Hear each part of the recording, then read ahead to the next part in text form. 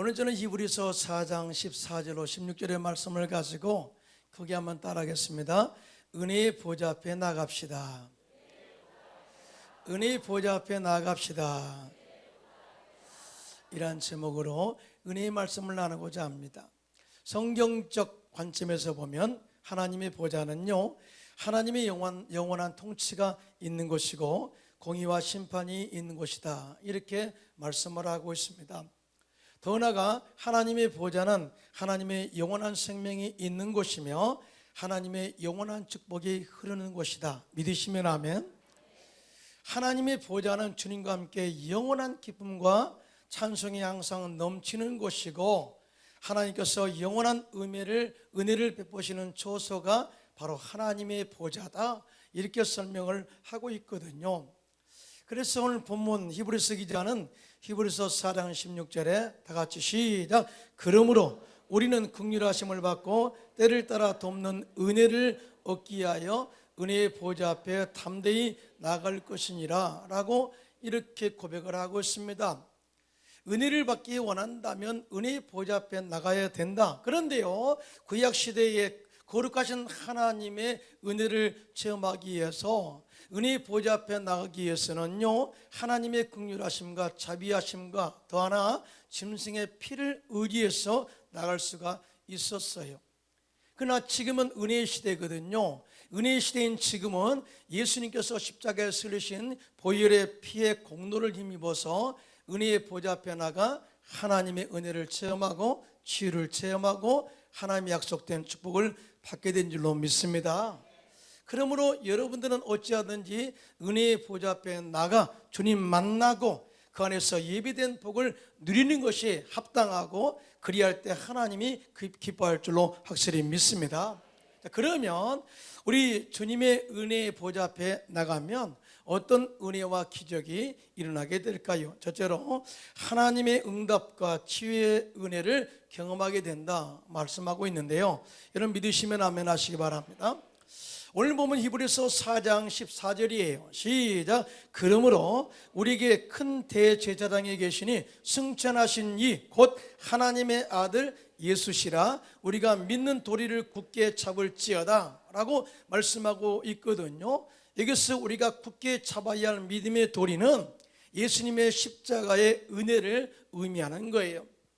구약에 보면 인간된 죄인이요, 거룩하신 하나님을 만날 수 있는 길이 없었어요. 왜냐하면 죄인이 거룩하신 하나님을 바라보고 면연합했으면 그 자리에서 죽었거든요. 그런데 하나님께서 죄인된 인간이 거룩하신 하나님을 만날 수 있는 유일한 길을 열어놓으셨는데, 그 가운데 중보자로 대제사장을 세우신 것입니다. 백성들의 대표로 세움받은 대제사장이 1년에 한 번씩 하나님께서 정한 때 성막 안에 들어가 백성들의 죄를 중보함으로써 백성들이 다 죄사함을 받게 되었고요, 하나님의 은혜를 체험하도록 주님이 은혜의 길을 열어놓으신 거예요. 당시의 대제사장은 거룩하신 하나님과 죄인인 인간의 중보자로서 역할을 감당했는데요, 제사장이 이 백성들의 죄를 사하기 위해서 먼저 짐승을 잡고요, 짐승의 살은 각을 떠서 하나님께 번제로 향기로운 제물로 드리고요, 대제사장은 짐승의 피를 가지고 지성소에 들어가서 속죄소에 그 피를 뿌림으로 말미암아서 제사함의 은혜를 받게 됩니다. 그리고 이 제사함의 은혜를 받은 대제사장이 백성들에게 하나님의 은혜를 선포함으로 알리는 전달자 역할을 했다는 거예요.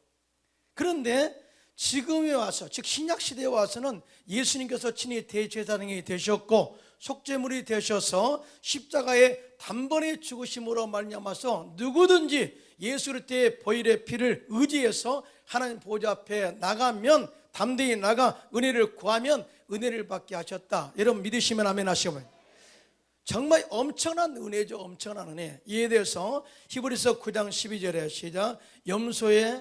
염소와 송아지의 피로 하지 아니하고 오직 자기의 피로 영원한 속죄를 이루사 단번에 성소에 들어가셨느니라. 여러분, 구약의 사람들이 얼마나 죄를 많이 졌던지요, 그 짐승의 피가 강물이 되어 흘렀다고 그랬어요.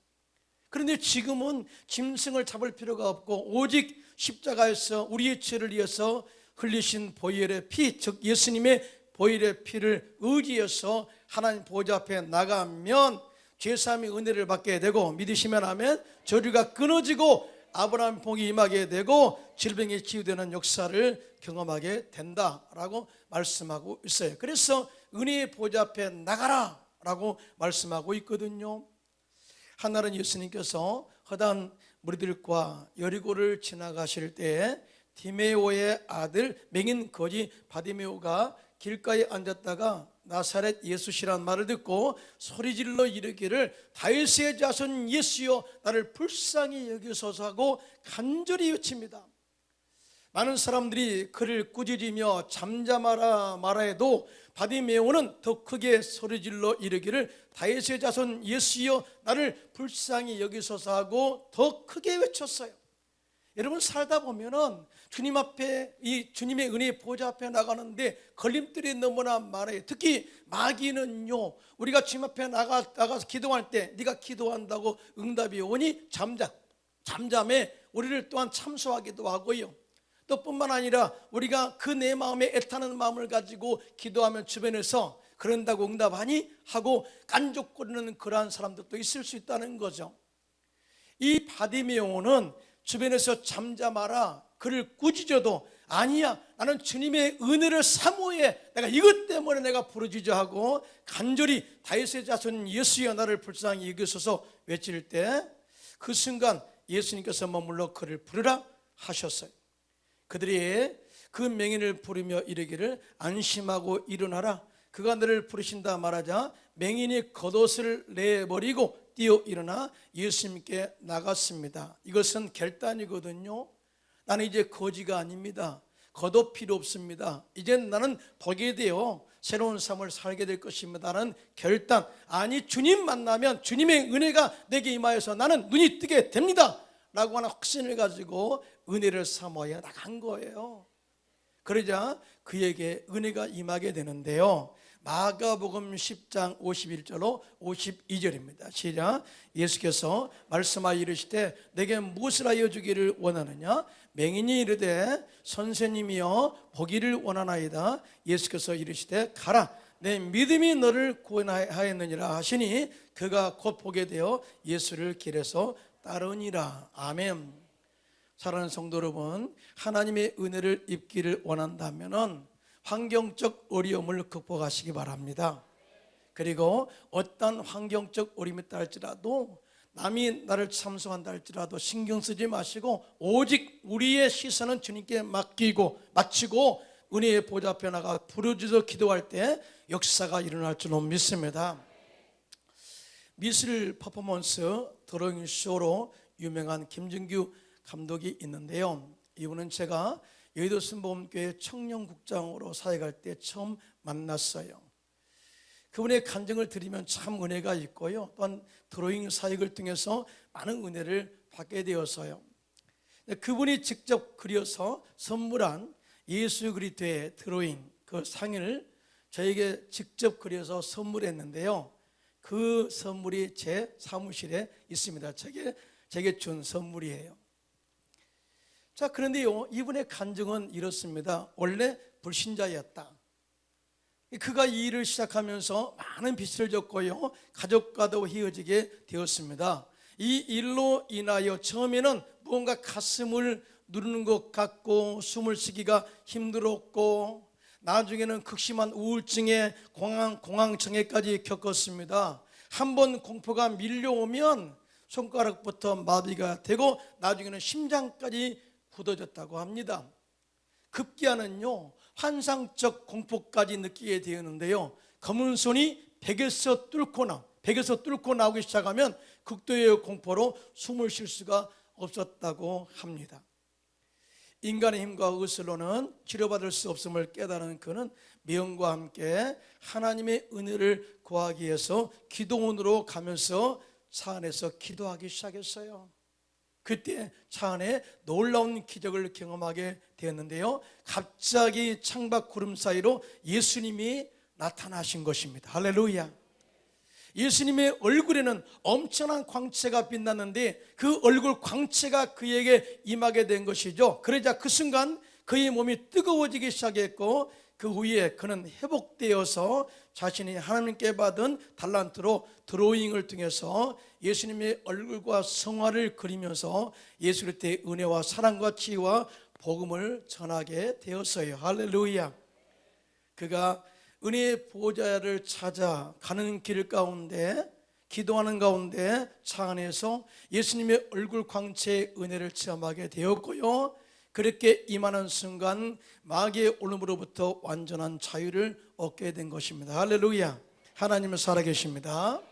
어제나 오늘나 영원토록 동일하시고 우리가 은혜를 구하면 우리를 묶고 있는 모든 마귀의 착고가 풀려질 줄로 믿습니다. 사업의 축복을 방해하는 모든 마귀의 올무가 예수 이름으로 풀려질 줄로 믿습니다. 이런 역사가 예수 믿으면, 예수 안에서 주님의 은혜를 구하면 이런 역사가 우리 가운데도 임하게 되는 것을 우리가 믿어야 돼요. 믿으시면 아멘. 하나님이 우리를 향하여 얼굴을 비추신다는 것은요 굉장히 중요한 의미가 있어요. 그것은 뭐냐면은 하나님의 사랑과 긍휼과 은혜와 축복과 보호하심과 자비하심이 있다는 것을 의미하고요, 더 나아가 치유와 회복이 그 안에 있음을 의미하고 있습니다. 여러분 믿으시면 아멘. 민수기 6장 24절 27절입니다 시작. 야인은 내게 복을 주시고 너를 지키시기를 원하며 야인은 그의 얼굴을 내게 비추사 은혜 베푸시기를 원하며 야인은 그 얼굴을 내게로 향하여 드사 평강 주시기를 원하노라 할지니라 하라. 그들은 이같이 내 이름으로 이스라엘 자손에게 축복할지니 내가 그들에게 복을 주리라. 아멘. 하나님이 우리에게 얼굴을 비추사 은혜해 주시고 또 평강의 복을 주신다고 말씀하고 있는데, 여기서 말하는 평강, 샬롬의 복이라는 것은 그냥 단순히 샬롬이다 그 말이 아니고요, 이것을 말하는 샬롬의 평강은 하나님은 늘 우리를 지키시고 보호하심 가운데에서 안전할 때 평강의 복을 의미하고 있거든요. 여러분 불안해봐요. 평강 옵니까? 항상 어려워요. 평강 옵니까? 아니죠. 그래서 샬롬의 복이라는 것은 하나님이 얼굴을 비춰서 우리를 보호하시고 인도하시고 불기둥으로 보호하셔서 우리가 안전하게 지켜줄 때 평강 샬롬의 복이 임하는 것을 의미해요. 여러분 믿으시면 아멘 하시기 바랍니다. 그러니까 하나님이 은혜가 임하면 주님이 여러분을 보호하십니다. 할렐루야. 또 이것을 말하는 또 다른 평강의 의미는요, 질병이 없는 건강한 상태를 의미하고 있고요, 모든 것이 잘 되는 형통을 의미합니다. 여러분 예수님 믿으면 좀 잘 돼야 돼요. 이렇게 아멘이 작으세요? 잘 되기 싫은가요? 아니죠. 건강하셔야 됩니다. 그래야 예수님께서 제가 채찍의 마름으로 너희가 남을 입었다, 이 말씀이 우리 가운데 임하게 되는데요, 이것이 바로 은혜로 다가올 수 있음을 믿으신 분만 손들고 아멘 하시기 바랍니다. 더 중요한 평강이 있는데요, 이것은 주님과의 영적인 사귐이 성령 안에서 이루어질 때만이 가능해요. 주님과의 관계가 끊어져 버리면 평강 사라지고요, 은혜도 사라져 버려요. 주님의 얼굴빛이 끝나면 그때부터 평강과 은혜는 사라지고 마는 거예요. 그래서 하나님의 은혜가 평강이 여러분 가운데 계속해서 임하기를 원한다면 늘 밝은 성령의 빛으로 충만해야 될 줄로 믿습니다. 말씀 은혜로 충만해야 될 줄로 믿습니다. 그 다음에 이 생명줄인 기도의 줄이 끊이지 않아야 될 줄로 믿습니다. 그리고 이웃과 더불어 서로 사랑하고 거짓이 없는 가운데 잘 지냄으로 인하여 주어진 평강, 이것이 바로 총체적 평강 샬롬이라고 성경은 말씀하고 있습니다. 이런 은혜들은요, 우리들이 하나님의 보좌 앞에, 은혜의 보좌 앞에 나가 은혜를 사모할 때 주어지는 축복이다. 그러므로 여러분 어찌하든지 어떤 상황에서도요, 하나님의 은혜의 보좌 앞에 나가 은혜를 구하세요. 그러면 하나님께서 예비하신 은혜를 허락할 줄로 믿습니다. 잠언서 8장 17절입니다 시작. 나를 사랑하는 자들이 나의 사랑을 입으며 나를 간절히 찾는 자가 나를 만날 것이라고 말씀하고 있습니다. 둘째로 우리가 은혜의 보좌 앞에 나가면 우리의 연약함을 동정하시고 긍휼로 우리의 모든 삶을 도와주신다 약속하고 있는데요. 여러분 믿으시면 아멘 하시기 바랍니다. 오늘 본문 히브리서 4장 15절로 16절 함께 합독해요. 시작. 우리에게 있는 대제사장은 우리 연약함을 동정하지 못하실 이가 아니요 모든 일에 우리와 똑같이 시험을 받으신 이로되 죄는 없으시니라. 그러므로 우리는 긍휼하심을 받고 때를 따라 돕는 은혜를 얻기 위하여 은혜의 보호자 앞에 담대히 나갈 것이니라. 이렇게 말씀하고 있거든요. 오늘 본문의 말씀에서 은혜를 받기 위한 또 다른 단어가 나오는데 동정이라는 단어입니다. 우리 주님이 우리를 동정하셨다라는 이 표현이거든요. 이 말은 하나님께서 우리 인간의 처지와 형편을 생각하셨다라는 의미가 있고요. 다시 더 구체적으로 말하면 하나님은 인간의 모든 연약함을 이해하셨고 긍휼과 자비의 마음을 가지시고 도와주시기 위해서 스스로 이 땅에 작정하고 인간이 되셨다라고 하는 말씀을 의미하고 있어요. 여러분 믿으시면 손들고 아멘 하시기 바랍니다. 자, 그런데 이것을 우리가 한번 생각해 봐야 될 것입니다.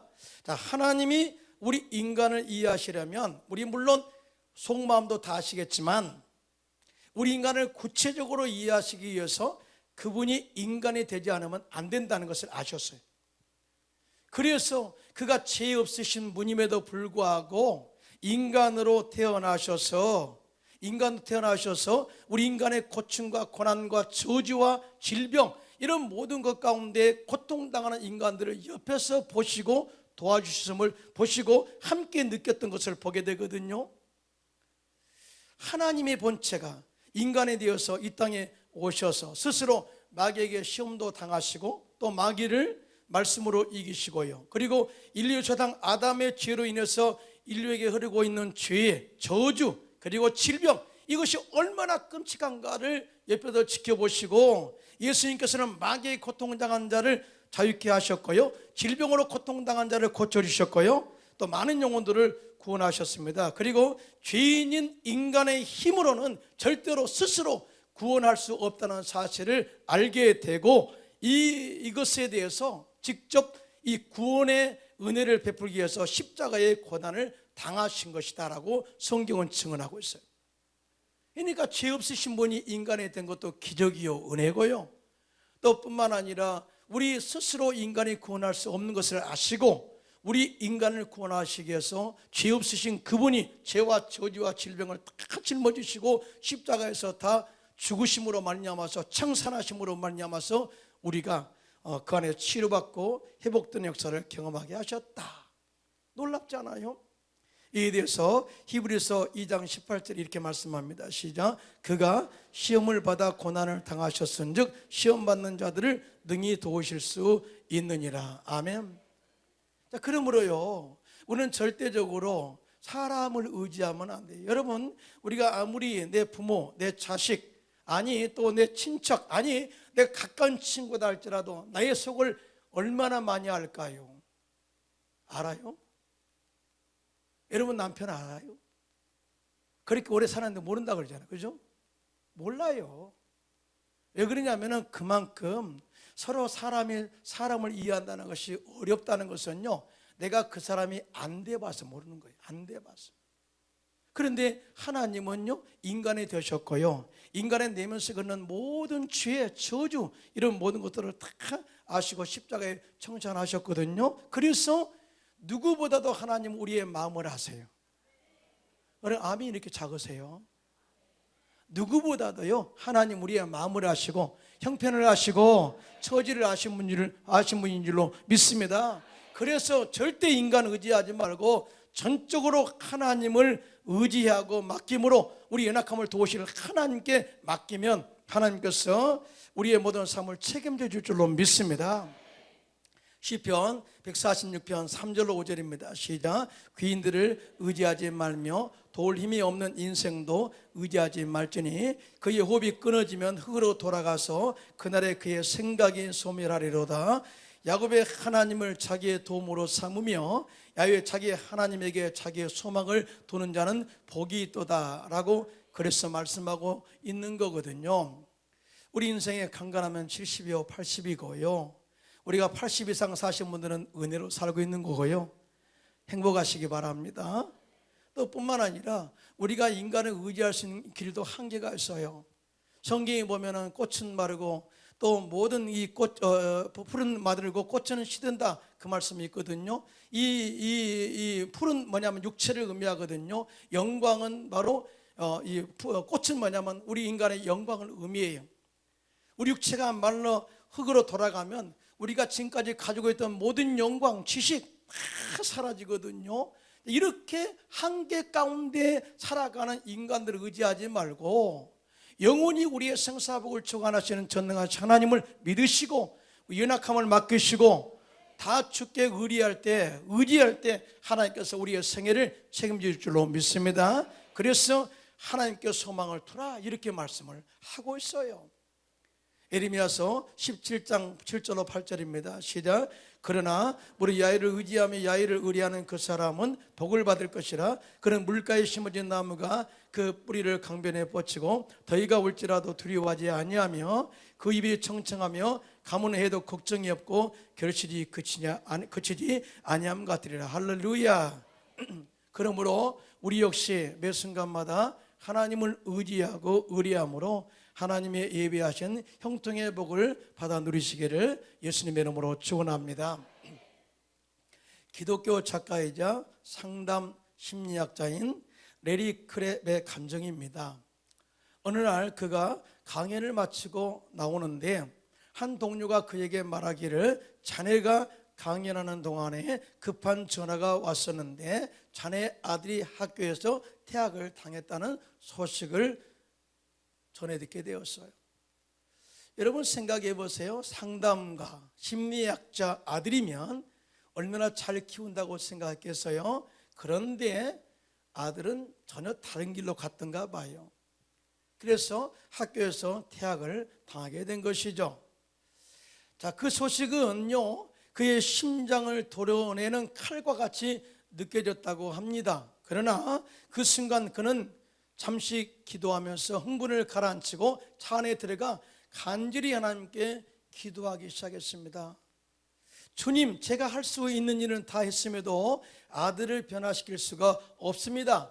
제가 가르치고 꾸짖는 것만이 전부가 아님을 깨달았습니다. 이제는 무엇을 해야 할지 모르겠습니다. 그렇다고 제가 할 일을 가르쳐 달라는 것도 아닙니다. 아들이 주님을 보게 해 주시옵소서. 주님의 마음이 제 아들에게 전해지기를 원합니다 라고 이렇게 주님께 맡기는 기도를 드렸어요.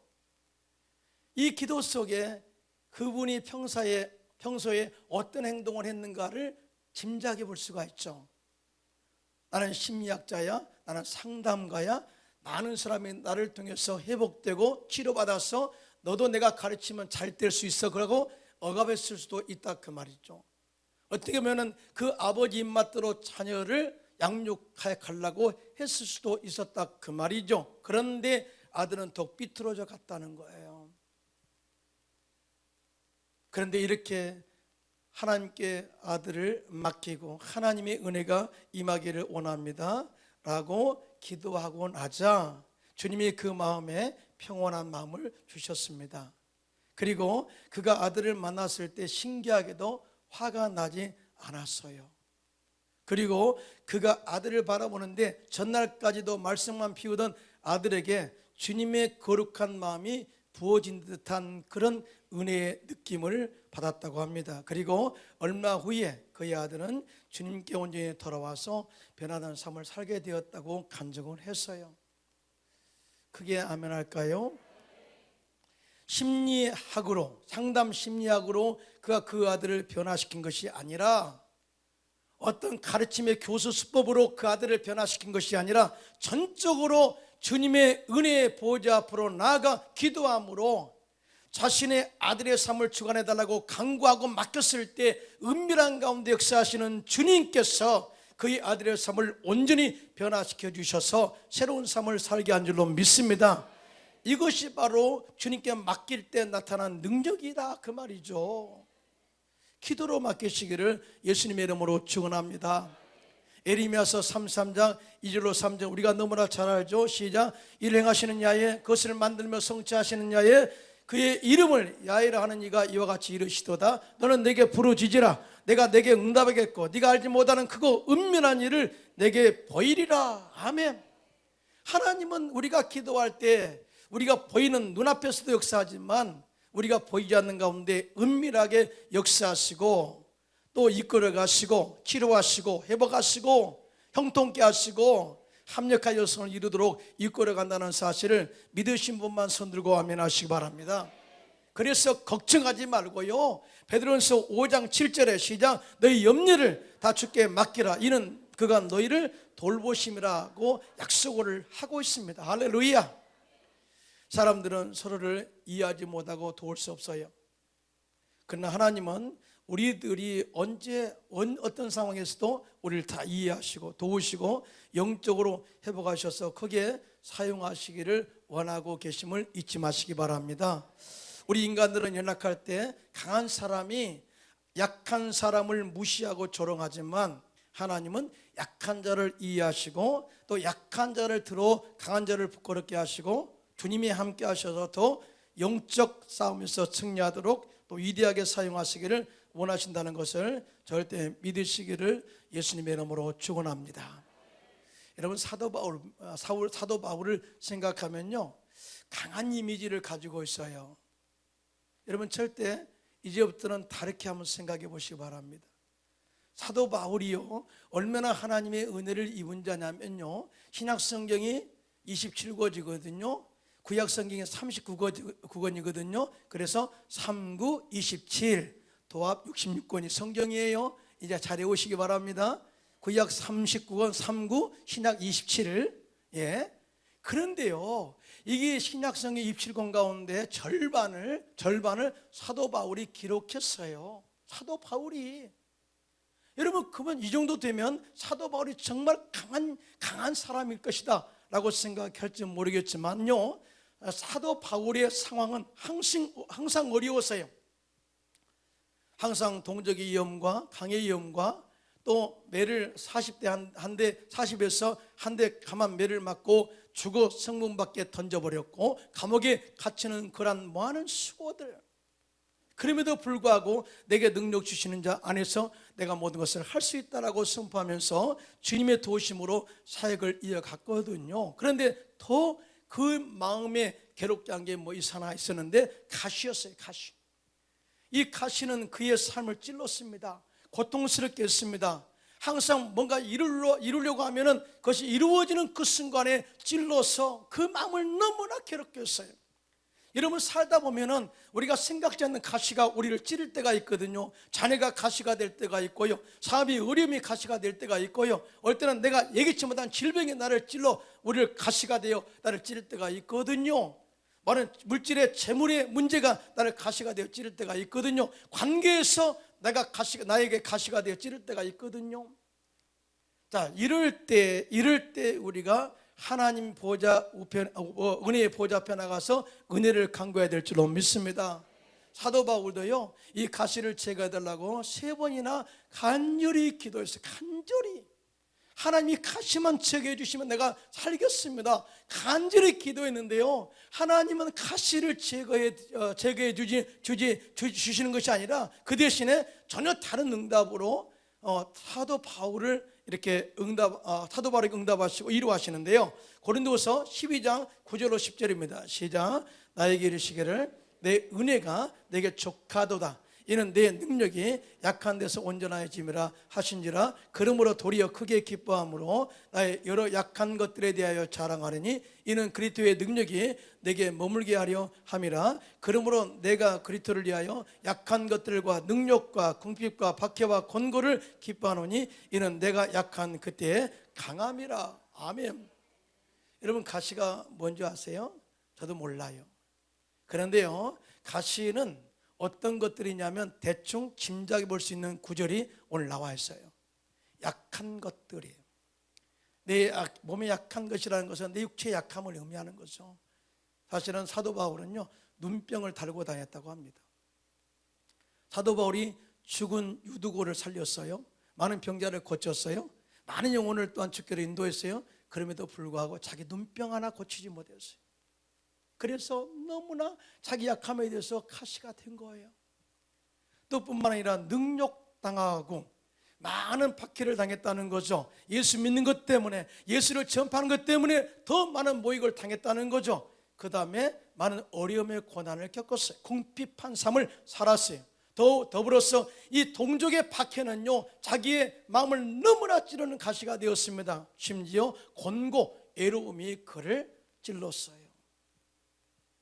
그럼에도 불구하고 이 모든 것을 기뻐한다. 왜냐하면 내가 약한 때 곧 강함해 주시는 하나님의 은혜를 체험할 수 있기 때문에. 할렐루야. 사도 바울에게 있어서 그를 고통스럽게 한 가시는 제거되지 않았습니다. 그러나 그 가시 때문에 자신의 연약함을 알게 되었고, 그 연약함 때문에 주님의 보좌 앞에 나가 기도하게 되었고, 그 결과 주님이 함께 하심으로 말미암아서 사도 바울의 사역을 온전하게 이룰 수 있도록 이끌어 주셨어요. 할렐루야. 그래서 그가 약할 때 강함 주신 하나님의 은혜를 사모하게 된 것이죠. 그러므로 여러분들의 삶이 힘들고 고난이 다가오고 여러분 앞에 보이지 않는 캄캄한 미래가 펼쳐질 때, 이런 환경 때문에 불평하거나 원망하지 말고 은혜의 보좌 앞에 나가 하나님의 도우심과 보호하심의 은혜를 지금 구하시기를 바랍니다. 고린도서 6장 1절로 2절입니다. 시작. 우리가 하나님과 함께 일하는 자로서 너희를 권하노니 하나님의 은혜를 헛되이 받지 말라. 이르시되 내가 은혜 베풀 때에 너에게 듣고 구원의 날에 너를 도왔다 하셨으니 보라 지금은 은혜 받을 만한 때요 보라 지금은 구원의 날이로다. 아멘. 지금 은혜의 보좌 앞에 나와 구할 때 하나님께서 예비하신 은혜를 쏟아 부어줄 줄로 믿습니다. 중국의 선교사의 아버지라 부르는 허드슨 테일러 선교사님은 하나님께 쓰임받는 모든 거인들은 약한 사람들이었다라고 말했습니다. 지금 여러분들은요, 하나님의 은혜의 보좌 앞에 나와 앉아 계십니다. 진짜로요. 예, 나왔잖아요. 은혜의 사모에 나왔잖아요. 그래서 이곳에서 여러분들이 가지고 온 모든 문제를 전적으로 맡기시기 바랍니다. 그러면 전능하신 하나님께서 여러분의 모든 문제를 해결해 주실 줄로 믿습니다. 그리고 마음의 질병과 육체의 질병으로 고통을 당하고 모든 문제가 있다면 여러분의 연약함을 다 내려놓고 전능하신 하나님께 의리하고 완전하게 맡기시기를 바랍니다.